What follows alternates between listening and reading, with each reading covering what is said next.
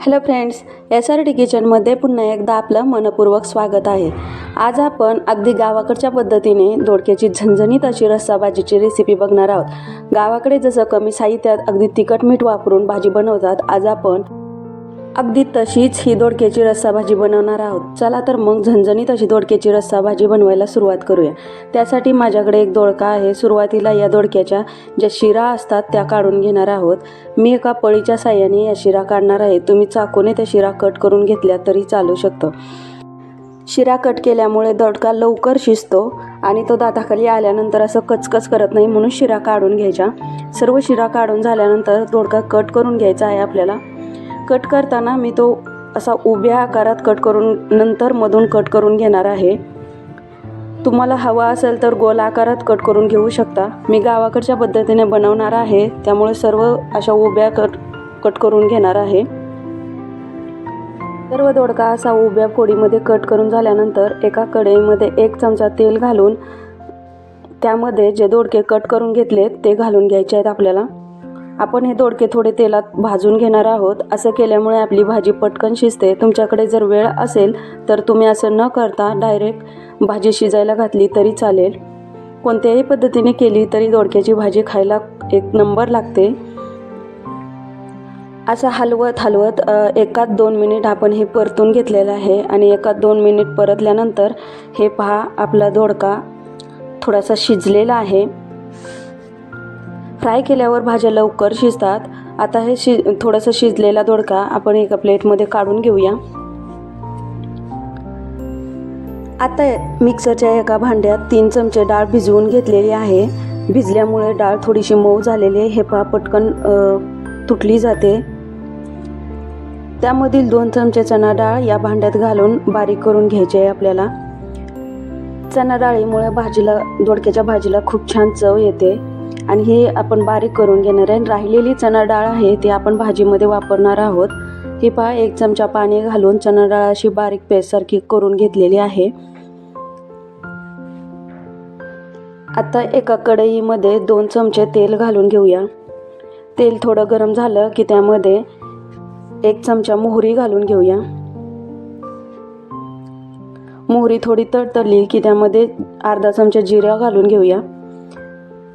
त्यानंतर लसणाच्या 5-6 पाकळ्या आहेत त्या अशा ठेचून घेतलेल्या आहेत त्या घालून घेऊया। लसणाच्या अशा फोडणीमुळेच गावाकडच्या भाज्या एकदम चविष्ट अशा बनतात। लसूण परतून झाला की त्यामध्ये चणा डाळीची पेस्ट बनवून घेतलेली होती ती घालून घेऊया। चणा डाळीची जी पेस्ट आहे ती चिकट असते, त्यामुळे ही पेस्ट घातल्यानंतर चमच्यानं असं सारखं हलवत राहायचं, म्हणजे खाली चिकटणार नाही। चणा डाळ थोडीशी परतून झाली की त्यानंतर त्यामध्ये 1 चमचा लाल तिखट घालून घेऊया। तिखट तुम्ही तुमच्या आवडीप्रमाणे कमी जास्त करू शकता। त्यानंतर अर्धा चमचा धनेपूड घालून घेऊया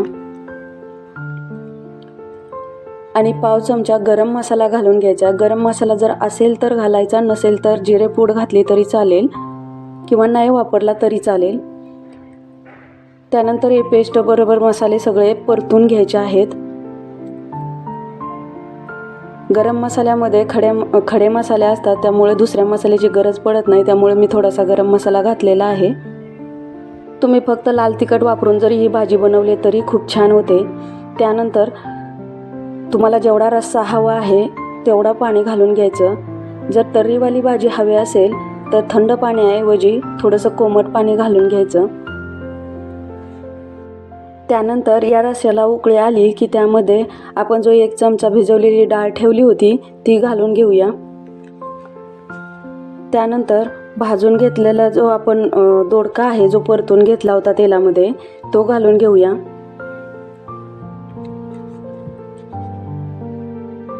चणा डाळ आपण भिजवून घेतल्यामुळं आणि दोडका थोडा परतून घेतल्यामुळं हे चणा डाळीला आणि दोडक्याला शिजायला जास्त वेळ लागत नाही, पटकन शिजली जाते।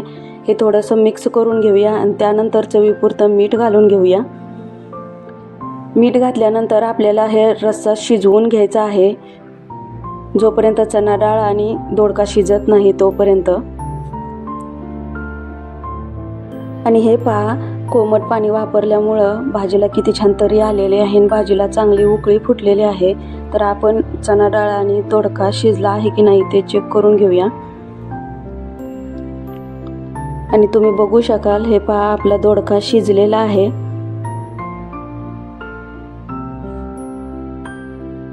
आणि चणा डाळ ही शिजलेली आहे पहा. आपण या भाजीमध्ये चणा डाळीची पेस्ट घातल्यामुळे भाजी खूप पातळ पाण्यासारखी न दिसता अशी भरून आलेली आहे पहा, ग्रेव्हीसारखी दिसते. शेंगदाणा कूट किंवा दुसरं कोणतंच वाटण वापरलेलं नाही. तर अशी ही कमी साहित्यात चमचमीत आणि झणझणीत अगदी गावाकडच्या चवीची दोडक्याची भाजी तयार झाली आहे. भाकरीबरोबर खायला खूप छान लागते. तुम्ही एकदा या पद्धतीने दोडक्याची भाजी करून बघा आणि रेसिपी कशी वाटली ते कमेंट करून सांगा. व्हिडिओ आवडला तर व्हिडिओला लाईक करा. चॅनलवर नवीन असाल तर चॅनलला सबस्क्राईब करायला विसरू नका. पुन्हा भेटू अशाच एका नवीन व्हिडिओसोबत. तोपर्यंत धन्यवाद.